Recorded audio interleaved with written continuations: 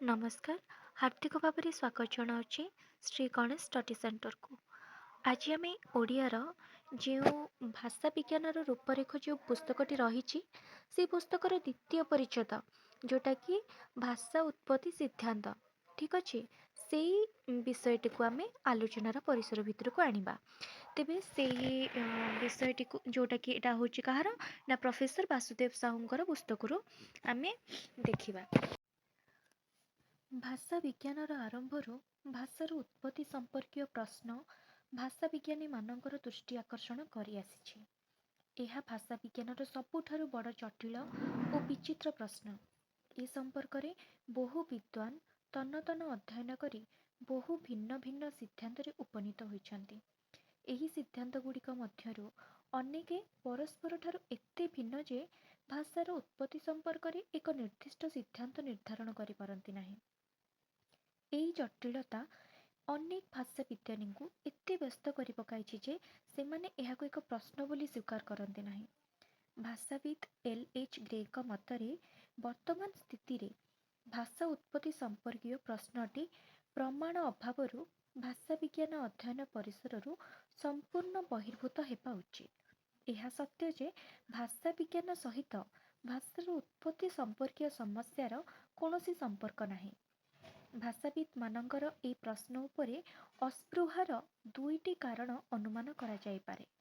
गोटे हेला कौन ना भाषार दैवी उत्पत्ति सिद्धांतर सार्वदेशिक परंपरागत विश्वास, अन्यटी हेला अध्ययन सामग्रीर अभाव। से जहा हेउना काहींकी ए जो भाषा उत्पत्ति संपर्क रे जो विभिन्न सिद्धांत गुड़िक निर्णीत होई अछि ताहा बेस कौतूहलजनक। तो या परे परे रही भाषा उत्पत्तिर जो सिद्धांत गुड़िक रही ये जमी रहा दैवी उत्पत्ति सिद्धांत जार कि इंग्राजी नाम हूँ डिवाइन थ्योरी। तेबे मु यही सब कौन कौन सिद्धांत गुड़िक रही गोटे पेज रे मु डायरी रे लिखी देछि। तो तुम्हें ताकू स्क्रीनशॉट तुम्हें देख एग्जाम जितेबाला भी दब ना जहाँ भी यही भाषा उत्पत्ति सिद्धांत उपरे किसी पढ़ी तेबे मझिरे मझिरे एमती किसी गोटे डायग्राम करिवो जोटा कि माने बेस्ट माने कौन बेस आकर्षण लगी थाए। ठीक अच्छे छोट हो बड़ हो डायग्राम टाइप रो हो एमती गोटे ये टाइप रो हो तुम जहाँ भी हो याकू गोटे जमती कि गोटे लेखार गोटे सुंदरता आसो। ठीक अच्छे तो एटा बेसी भलरे मन भी रहे। ठीक अच्छे तो ये तुम देख 16टी सिद्धांत रही। फास्ट कौन ना दैवी उत्पत्ति सिद्धांत, सेकेंड रहा दैवी उत्पत्ति सिद्धांतटा ये आम देखिले जे तार इंग्राजी नाम हूँ डिवाइन थ्योरी। सेमती मु तार ना गुड़िक कहि एठू देखिकी तेबे तुम एतिक याको भलसे स्क्रीनशॉट नहीं जाओ है। तापरे सेकेंड रहा आमर धातु सिद्धांत बा अनुरणन सिद्धांत। ये जो धातु सिद्धांतर बा अनुरणन जो सिद्धांत रहा तार इंग्राजी कौन रही ना तार इंग्राजी रही रूट थ्योरी और डिंगडम थ्योरी। ठीक अच्छे तो से थर्ड हूँ आमर संकेत सिद्धांत। संकेत सिद्धांत रे कौन रहा संकेत सिद्धांत बा ताको आमे निर्णय सिद्धांत कहि परिबा बा स्वीकार सिद्धांत मध्य कहि परिबा। तार इंग्राजी हूँ एग्रीमेंट थ्योरी है। 4 नंबर जो सिद्धांत रहा सेटा हूँ कौन इंगित सिद्धांत। तेबे जो इंगित सिद्धांत रहा तार इंग्राजी हूँ जेस्चुरल थ्योरी। ताकू से कौन कही ना लगभग थ्योरी बोली नामकरण मध्य करथिले। तापरे देखिबा 5 नंबर सिद्धांतटी हूँ ध्वन्योनुकरण सिद्धांत। यार इंग्राजी हूँ इकोइक थ्योरी जहाँ से वो वाओ थ्योरी बोली मध्य कहिसंती हैला। नेक्स्ट हूँ अनुरणन बा अनुकरणमूलक सिद्धांत। या पर एटा आसीबो कि मु लिखि देछि टिके भूल से हैला। तो करण करण एकाठी रोचे तो तुम ताको एकाठी लिखिदेले ही भल आ मन भी रहा। ठीक अच्छे तेबे अनुरणन बा अनुकरणमूलक सिद्धांत जो रहिला तार इंग्राजी कौन ना इमिटेटिव थ्योरी हैला। तापरे तमे नहीं परिबो भावावेग सिद्धांत को। ये भावावेग सिद्धांतर इंग्राजी कौन ना इंटरजेक्शनल थ्योरी हैला फू थ्योरी ହେଲା। ଯେମିତିକି ଗୋଟେ ଧ୍ୱନି ଅଛି ନା, ଆମେ ଜାଣିଛେ ଓହୋ ଆହ, ଯେଉଁ ବିସର୍ଗ ଦେଇକି ଯାହା ପାଟିରୁ ଯେଉଁ ୱାର୍ଡ଼ଟା ବାହାରୁଛି, ଆଉ ଏଇ ଯେଉଁ ଫାଇ, ଏସବୁ ଯେଉଁ ଗୋଟେ ଗୋଟେ ଶବ୍ଦ ବାହାରୁଛି, ଧ୍ୱନି ବାହାରୁଛି, ସେଇଥିପାଇଁ ବୋଧେ ୟାର ନାଁ ଦିଆହେଇଛି କ'ଣ ନା ଫୁ ଥିଓରି। ହେଲା। ତ ସେସବୁ ବିଷୟରେ ତ ଆମେ ଆଲୋଚନା କରିବା ଯେତେବେଳେ ଆମେ ତା ଭିତରକୁ ଯିବା। ତେବେ ଆମେ ଫାଷ୍ଟ ଦେଖିଦେବା ସିଦ୍ଧାନ୍ତ ଗୁଡ଼ିକ କ'ଣ। ନେକ୍ସଟ କ'ଣ ଅଛି ନା ସମନ୍ୱିତ ସିଦ୍ଧାନ୍ତ। ସମନ୍ୱିତ ସିଦ୍ଧାନ୍ତ ଯେଉଁ ରହିଛି ତାର ଇଂରାଜୀ କ'ଣ ନା ସମନ୍ୱିତ ସିଦ୍ଧାନ୍ତର ତେବେ ୟାର ଇଂରାଜୀ ହେଉଛି କ'ଣ ନା କଲେକ୍ଟିଭ୍ ଥିଓରି। ହେଲା। ସମନ୍ୱିତ ସିଦ୍ଧାନ୍ତର ଇଂରାଜୀ ହେଉଛି କଲେକ୍ଟିଭ୍ ଥିଓରି। ତାପରେ ଦେଖ ଆସୁଛି କ'ଣ ଅପନୋଦନ, ସରି ଏଠି ଆକାରଟା ଦେବାକୁ ଭୁଲି ଯାଇଛି, ଅପନୋଦନ ଧ୍ୱନି ସିଦ୍ଧାନ୍ତ। ୟାର ଇଂରାଜୀ କ'ଣ ୟୋ ହେ ହୋ ଥିଓରି। ହେଲା। ତ ତାପରେ ନେକ୍ସଟ ହେଉଛି ସମ୍ପର୍କ ସିଦ୍ଧାନ୍ତ। ସମ୍ପର୍କ ସିଦ୍ଧାନ୍ତର ଇଂରାଜୀ ହେଉଛି କଣ୍ଟାକ୍ଟ ଥିଓରି। ତାପରେ ରହିଲା ଟାଟା ସିଦ୍ଧାନ୍ତ, ଟାଟା ଥିଓରି। ନେକ୍ସଟ ରହିଲା ପ୍ରେମ ସିଦ୍ଧାନ୍ତ। କ'ଣ ସାଧାରଣତଃ ତମେ ଭାବିବ ଯେ ଲଭ୍ ଥିଓରି, ଏଠି ସେ ନାଁ ଦେଇଛନ୍ତି କ'ଣ ନା वो ଥିଓରି। ହେଲା। ନେକ୍ସଟ ଦେଖ ରହିଲା କ'ଣ ସଙ୍ଗୀତ ସିଦ୍ଧାନ୍ତ। ସଙ୍ଗୀତ ସିଦ୍ଧାନ୍ତର ଇଂରାଜୀ ହେଉଛି ସିଙ୍ଗସଙ୍ଗ ଥିଓରି। ତାପରେ ପ୍ରତୀକ ସିଦ୍ଧାନ୍ତ। ପ୍ରତୀକ ସିଦ୍ଧାନ୍ତର ଇଂରାଜୀ କ'ଣ ନା ସିମ୍ବଲିକ୍ ଥିଓରି। ହେଲା। ତାପରେ 15 ନମ୍ବରରେ ଯେଉଁ ସିଦ୍ଧାନ୍ତ ରହିଛି ପ୍ରତିବିମ୍ବ ସିଦ୍ଧାନ୍ତ, ତାର ଇଂରାଜୀ ହେଉଛି ଇମେଜ୍ ଥିଓରି। ଲାଷ୍ଟ ସିଦ୍ଧାନ୍ତର ନାଁ ହେଉଛି କ'ଣ ନା ବିବର୍ତ୍ତନ ସିଦ୍ଧାନ୍ତ ବା ସାମାଜିକ ଅନୁବନ୍ଧ ସିଦ୍ଧାନ୍ତ।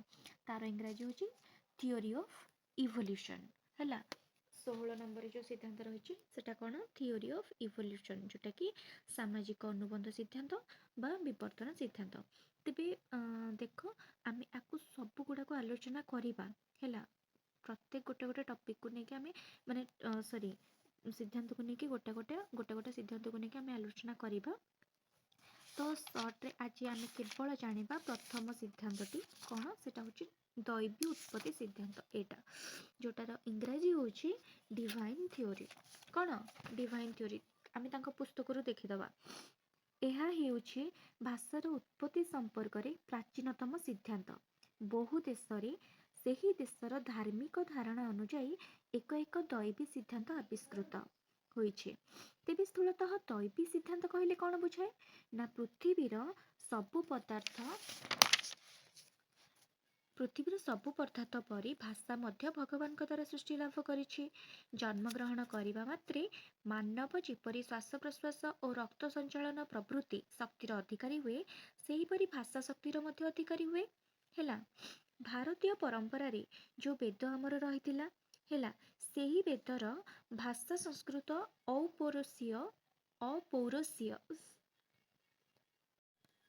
ଭାରତୀୟ ପରମ୍ପରାରେ ବେଦର ଭାଷା ସଂସ୍କୃତ ଅପୌରସେୟ ବା ଦେବ ଭାଷା।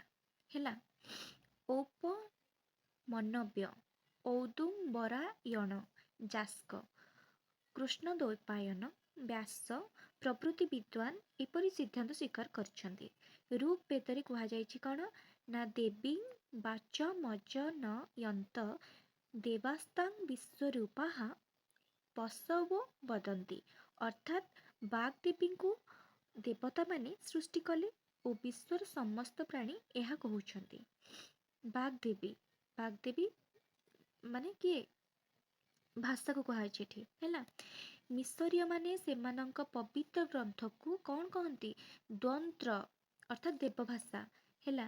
ହୋମର ବିଶ୍ୱାସ କରୁଥିଲେ ଯେ ଦେବତାମାନଙ୍କର ଭାଷା ହିଁ ମନୁଷ୍ୟର ଭାଷା। କାଥୋଲିକମାନଙ୍କ ମତରେ ହିବ୍ରୁ ଭାଷା ଭଗବାନଙ୍କ ଦ୍ୱାରା ସୃଷ୍ଟି। ବୌଦ୍ଧମାନେ ପାଲି ଭାଷାକୁ ବିଶ୍ୱର ମୂଳ ଭାଷା ବୋଲି କହିଛନ୍ତି। ଭଗବାନ ବୁଦ୍ଧଦେବଙ୍କ ଦ୍ୱାରା ସୃଷ୍ଟି ବୋଲି ଭଗବାନ ବୁଦ୍ଧଦେବଙ୍କ ଦ୍ୱାରା ସୃଷ୍ଟ ଭାଷା ବୋଲି କହିଥାନ୍ତି। ହେରାକ୍ଲିଟସଙ୍କ ଧାରଣା ଥିଲା ଯେ ଶବ୍ଦ ଆକାଶରୁ ସ୍ୱାଭାବିକ ଭାବରେ ସୃଷ୍ଟ। এই ଯେଉଁ ଶବ୍ଦଟା ଆମେ ସମସ୍ତେ ଯେଉଁ ଯାହା ବି କହୁଛେ ଆମ ପାଟିରୁ ଯେଉଁ ଶବ୍ଦ ବାହାରୁଛି ସେଟା ସ୍ୱାଭାବିକ ଭାବରେ ସେ କହୁଛନ୍ତି ଯେ କିଏ ହେରୋକ୍ଲିଟସ୍ କହୁଛନ୍ତି ତାଙ୍କର ଧାରଣା ଥିଲା ଯେ ସେଟା ଆକାଶରୁ ଆସିଛି ହେଲା, ମଣିଷ ସୃଷ୍ଟି କରିନି, ସେଟା ଆକାଶରୁ ଆସିଛି। ପ୍ଲାଟୋଙ୍କ ମତରେ ସମସ୍ତ ପଦାର୍ଥ ପରି ଭାଷା ପ୍ରକୃତି ପ୍ରଦତ୍ତ ଓ ଦୈବୀ ପ୍ରଦତ୍ତ। ତାପରେ ଦେଖ ଜେ ଜି ହଡର ତାଙ୍କ ପୁରସ୍କୃତ ନିବନ୍ଧ ଅରିଜିନ୍ ଅଫ୍ ଲାଙ୍ଗୁଏଜ୍ ଯେଉଁଟାକି 1772 ମସିହାରେ ଏହି ସିଦ୍ଧାନ୍ତକୁ ଆକ୍ଷେପ କରି ସେ କ'ଣ କହିଛନ୍ତି ନା ଯଦି ଭାଷା ହେଉଛି ଦୈବୀକୃତ ତେବେ ପୃଥିବୀର ସବୁ ମଣିଷ ଏକ ଭାଷା କହୁଥାନ୍ତେ। ହଁ, ଯଦି ଭାଷା ଦୈବୀକୃତ, ଯଦି ମାନେ ଗୋଟେ ଭାଷାଟେ ଭଗବାନ ସୃଷ୍ଟି କରିଛନ୍ତି ତାହେଲେ ପୃଥିବୀରେ ତ ସବୁ ମଣିଷ ଗୋଟିଏ ଭାଷା କହନ୍ତେ। ସେ ସେଇ ବିଷୟଟା କହୁଛନ୍ତି। ଗ୍ରେଗରୀ ବିଶପଙ୍କ ମତ ହେଉଛି ଈଶ୍ୱର ଯଦ୍ୟପି ମଣିଷକୁ ସୃଷ୍ଟି କରିଛନ୍ତି। ପୁଣି ଆଉ ଜଣେ କ'ଣ କହୁଛନ୍ତି ନା ଗ୍ରେଗରୀ ବିଶପ କ'ଣ କହୁଛନ୍ତି ନା ସେ କହୁଛନ୍ତି ଯେ ଈଶ୍ୱର ଯଦି ମଣିଷକୁ ସୃଷ୍ଟି କରିଛନ୍ତି ପୃଥିବୀର ସବୁ ପଦାର୍ଥକୁ ଯିଏ ସୃଷ୍ଟି କରିଛନ୍ତି ତାହା ଭାବିବା ଭୁଲ। ମଣିଷ ମଧ୍ୟ କେତେକ ପଦାର୍ଥ ସୃଷ୍ଟି କରିଛି। R.A. ୱିଲସନଙ୍କ ମତରେ ସେ ପୁଣି କ'ଣ କହୁଛନ୍ତି ନା ଭଗବାନ ହୁଏତ ମଣିଷକୁ ଉପହାର ସ୍ୱରୂପ ଭାଷା ସୃଷ୍ଟି କରିବାର ଶକ୍ତି ଦେଇଛନ୍ତି କିନ୍ତୁ ମଣିଷ ହିଁ ଭାଷା ସୃଷ୍ଟି କରିଛି। ଦେଖ ଜଣେ ଗ୍ରେଗରୀ ବିଶପ ଯେଉଁ ରହିଛନ୍ତି ସେ କ'ଣ କହିଛନ୍ତି ନା ସେ କହିଛନ୍ତି ଯେ ଈଶ୍ୱର ଯଦି ମଣିଷକୁ ସୃଷ୍ଟି କରିଛନ୍ତି ପୃଥିବୀର ସବୁ ପଦାର୍ଥକୁ ଯେ ଈଶ୍ୱର ସୃଷ୍ଟି କରିଛନ୍ତି ତାହା ତ ନୁହେଁ, ସେଇଟା ଭାବିବା ଭୁଲ। ମଣିଷ ମଧ୍ୟ କେତେକ ପଦାର୍ଥ ସୃଷ୍ଟି କରିଛନ୍ତି ହେଲା, ଗ୍ରେଗରୀ ବିଶପ ଏ କଥା କହୁଛନ୍ତି। ସେହିପରି R.A. ୱିଲସନ କ'ଣ କହୁଛନ୍ତି ନା ଭଗବାନ ହୁଏତ ମଣିଷକୁ ମାନେ କ'ଣ ମନୁଷ୍ୟକୁ ଉପହାର ସ୍ୱରୂପ ଭାଷା ସୃଷ୍ଟି କରିବାର ଶକ୍ତି କ୍ଷମତା ଦେଇଛନ୍ତି, ସେ କ୍ଷମତା ଦେଇଛନ୍ତି କିନ୍ତୁ ମଣିଷ ହିଁ ଭାଷା ସୃଷ୍ଟି କରିଛି ହେଲା। ଦୈବୀ ସିଦ୍ଧାନ୍ତର ଖଣ୍ଡନ ପାଇଁ ଏକ ଐତିହାସିକ ଘଟଣାର ଦୃଷ୍ଟାନ୍ତ ନିଆଯାଇପାରେ। କ'ଣ ହେଲା, ମାନେ ସେ କ'ଣ କହୁଛନ୍ତି ନା ଦୈବୀ ସିଦ୍ଧାନ୍ତର ଖଣ୍ଡନ ପାଇଁ ଏକ ଐତିହାସିକ ଘଟଣାର ଦୃଷ୍ଟାନ୍ତ ନିଆଯାଇପାରେ ହେଲା। ମିଶରର ରାଜା ସେମିଟିକସ୍ ଦୁଇଟି ଶିଶୁକୁ ଜନ୍ମ ନେବା ସଙ୍ଗେ ସଙ୍ଗେ ଅଲଗା ରଖିନେଲେ। ସେମାନଙ୍କ ପାଖକୁ ଯାଉଥିବା ଲୋକ ସେମାନଙ୍କ ଆଗରେ କୌଣସି ଶବ୍ଦ ଉଚ୍ଚାରଣ କରିବା ନିଷେଧ ଥିଲା। ବଡ଼ ହୋଇଗଲା ପରେ ସେମାନଙ୍କ ମୁହଁରୁ କେବଳ ବେକୋସ୍ ଶବ୍ଦଟି ଶୁଣାଗଲା। ସେମାନଙ୍କୁ ରୁଟି ଦେଉଥିବା ଭୃତ୍ୟ ଅଜ୍ଞାତସାରରେ ସେମାନଙ୍କ ଆଗରେ ଏହି ଗୋଟିଏ ଶବ୍ଦ ଉଚ୍ଚାରଣ କରି ପକାଇଥିଲେ। ଭୃତ୍ୟଟି ଫ୍ରିଜିଅନ୍ ଭାଷାଭାଷୀ। ଏହି ଭାଷାରେ ବେକୋସ୍ ଅର୍ଥ ହେଉଛି ରୁଟି ହେଲା। ଫ୍ରିଜିଅନ୍ ଭାଷାଭାଷୀ ସେ ଯେଉଁ ରୁଟି ଦେଉଥିବା ଯେଉଁ ଭୃତ୍ୟଟି ଯେଉଁ ଲୋକଟି ରୁଟି ଦେଉଥିଲା ତ ସେ ଲୋକଟି ଫ୍ରିଜିଅନ୍ ମାନେ ଫ୍ରିଜିଅନ୍ ଭାଷାଭାଷୀ ଲୋକ। ତେବେ ଏଇ ଯେଉଁ ଭାଷାରେ ବେକୋସ୍ ଶବ୍ଦର ଅର୍ଥ କ'ଣ, ତା ପାଟିରୁ ଯେଉଁ ବେକୋସ୍ ଶବ୍ଦଟି ବାହାରିଥିଲା ତାର ଅର୍ଥ ହେଉଛି ରୁଟି। ଫ୍ରେଡେରିକ୍ ଦ୍ୱିତୀୟ ହେଲା 1149-1250 ସେ ଫ୍ରେଡେରିକ୍ ଦ୍ୱିତୀୟ ସ୍କଟଲ୍ୟାଣ୍ଡର ଜେମ୍ସ ଚତୁର୍ଥ ଏବଂ ଆକବର ବାଦଶାହ ଏହିପରି କେତେକ ପଦ୍ଧତି ପରୀକ୍ଷା କରିଥିଲେ। ଆକବରଙ୍କ ପ୍ରୟୋଗର ଫଳ ଏହା ହେଲା ଯେ ଶିଶୁଗୁଡ଼ିକ ମୂକ ହୋଇ ବାହାରିଲେ। ଏଥିରୁ ପ୍ରମାଣିତ ହେଉଛି କ'ଣ ନା ଶିଶୁଟି ଯେତେବେଳେ ମା ପେଟରୁ ଭାଷା ଶିଖି ଆସିନଥାଏ ତେବେ ଭାଷା ଦୈବୀ ସୃଷ୍ଟି ବି ନୁହେଁ ହେଲା। ଯେତେବେଳେ ଗୋଟେ ଛୁଆଟେ ମା ପେଟରେ ଥାଏ ସେତେବେଳେ ସେ ତ ତା ମା ପେଟରୁ ଭାଷା ଶିଖିକି ଆସିନଥାଏ, କିମ୍ବା ସେତେବେଳେ ଭଗବାନ ବି ତାକୁ ଭାଷାଟି ଶିଖେଇ ଦେଇନଥାନ୍ତି। ସେ ଯେତେବେଳେ ଏ ଦୁନିଆକୁ ଆସେ ଲୋକଙ୍କ ମାନେ ନିଜର ଲୋକମାନଙ୍କ ପାଖରେ ରହେ, ନିଜ ଲୋକମାନଙ୍କ ପାଖରୁ କଥା ଶୁଣେ, ବୁଝିବାକୁ ଚେଷ୍ଟା କରେ, ତ ସେଇ ଭାଷା ହିଁ କେବଳ ସେ କହେ ହେଲା। ତ ସେମାନଙ୍କ ଆଗରେ ତ କେବଳ ଏଇ ରୁଟି ଦେଉଥିବା ଭୃତ୍ୟଟି କେବଳ ଗୋଟିଏ ବେକୋସ୍ ଶବ୍ଦଟି ହିଁ ବାହାର କରିଥିଲା। ତ ସେ ସେଇ ବେକୋସ୍ ଶବ୍ଦଟିକୁ ହିଁ ଶିଖିଲେ ଆଉ ସେମାନଙ୍କ ପାଟିରୁ ସେଇ ବେକୋସ୍ ଶବ୍ଦଟିକୁ ହିଁ ମାନେ ସମସ୍ତେ ଜାଣିଲେ ଯେ ଇଏ କ'ଣ ଗୋଟେ କହୁଛି ବେକୋସ୍ ରୁଟି ହେଲା। ତ ହେଲା ଆଜି ପାଇଁ ହେଉଛି ଏତିକି। ଦୈବୀ ସିଦ୍ଧାନ୍ତଟା ମୁଁ ଆଲୋଚନା କଲି ତାଙ୍କ ପୁସ୍ତକରୁ। ତେବେ ଆମେ ଦ୍ୱିତୀୟ ଭିଡ଼ିଓରେ ଏଇ ଧାତୁ ସିଦ୍ଧାନ୍ତ ଆଉ ଅନୁରଣନ ସିଦ୍ଧାନ୍ତ ଉପରେ ମୁଁ ଆଲୋଚନା କରିବି। ଏଠି ତ ଅଛି, ତମେମାନେ ତାକୁ ସ୍କ୍ରିନଶଟ୍ ବି ନେଇପାର। ଆଉ ହଁ, ସେତେବେଳେ ଯେଉଁ ମୁଁ ଚିତ୍ର ମାଧ୍ୟମରେ ତୁମକୁ ଦେଖେଇଥିଲି ଯେ ଧାତୁ ସିଦ୍ଧାନ୍ତ, ଦୈବୀ ସିଦ୍ଧାନ୍ତ, ଏଇ ଯେଉଁ ସଂକେତ ସିଦ୍ଧାନ୍ତ, ତାର ସବୁ ଯେଉଁ ଇଂରାଜୀ ୱାର୍ଡ଼ ଗୁଡ଼ା ମୁଁ ଲେଖିଦେଇଛି, ତୁମମାନେ ଏଠି ତାକୁ ସ୍କ୍ରିନଶଟ୍ ନେଇପାର ହେଲା। ଆଉ କ'ଣ କହିବି, ଭିଡ଼ିଓ ତ ବହୁତ ଲମ୍ବା ହେଇଯିବ, ତୁମେ ଆକୁ ସ୍କ୍ରିନଶଟ୍ ନେଇଯାଅ ଆଉ ନୋଟ୍ ତିଆରି କରିଦିଅ। ନେକ୍ସଟ ଆମେ ଧାତୁ ସିଦ୍ଧାନ୍ତ ଉପରେ ଆଲୋଚନା କରିବା ହେଲା। ତ ଆଜି ପାଇଁ ଏତିକି, ରହିଲି, ନମସ୍କାର।